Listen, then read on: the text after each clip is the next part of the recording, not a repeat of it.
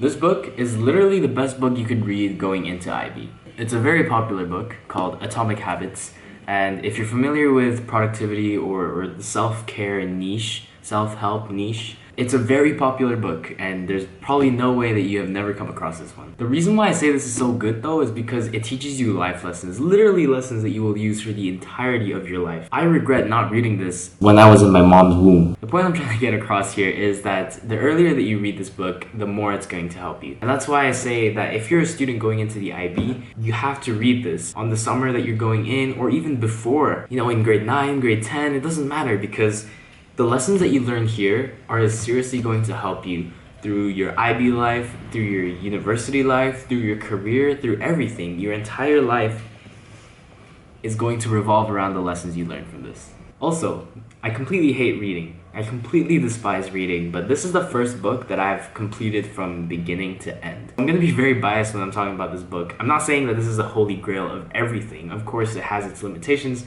but I thought maybe I'd share some of the lessons that I learned. Hopefully it might hook you enough to read the book yourself, or just help you out with some of the pointers that I gathered. Also, this book is really famous, so you find a lot of tips and you find a lot of articles or videos based on the lessons that you learn in this book. It's basically summarized everywhere you go. So I'm not going to be talking about the most basic things, the fundamental things that this book talks about, but some of the things that caught my attention or really inspired me in a way. Also, reading the book actually has a different effect from reading a summary, and the lessons that you learn stick with you more often because he gives you a lot of examples and a lot of evidence to back up his claims. So maybe after you watch my video, you can go read this book.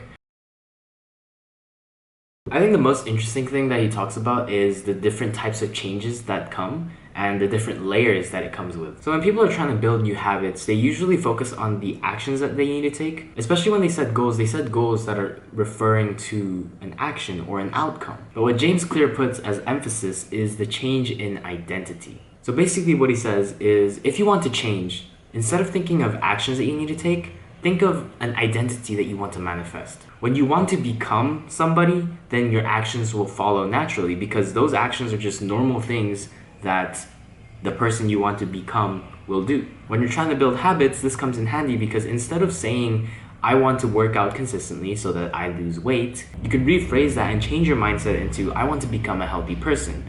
All of a sudden, you don't have to force yourself to work out. You just want to be a healthy person, so it should come naturally to you that working out is an already established basic activity that you do. This really stuck out to me because despite the countless summaries or lessons learned from this book that I've read online, I never came across this exact point. And I think it's amazing because although it may sound silly, the moment you tell yourself that you're gonna become this person and you manifest it, you actually start taking actions as if they're normal things. Okay, manifesting is a pretty cringe word, but whatever, you get the point. Try and become someone instead of trying to do something. There's a tiny difference, and you'll understand if you read more of the book.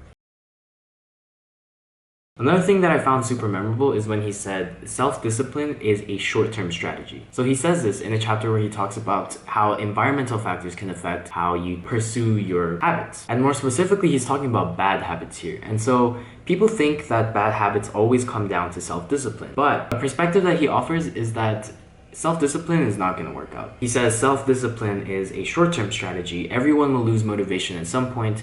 So what really matters in the end is how you shape your environment so that you won't commit your bad habits over and over again. He has evidence to back this up. He has studies done on US soldiers returning home and facing a drastic environmental change and seeing how that changes their bad habits of doing drugs. The key thing here is that you shouldn't force self-discipline because it's quite frankly not a real strategy to overcome your bad habits. Instead, what you should do is try and remove things out of your environment that will help you break out of your bad habit. Whether that means putting away snacks that you don't want to be snacking on, or maybe, I don't know, moving to a new house, which doesn't sound very realistic, but you get the point. Read the book, he has more examples.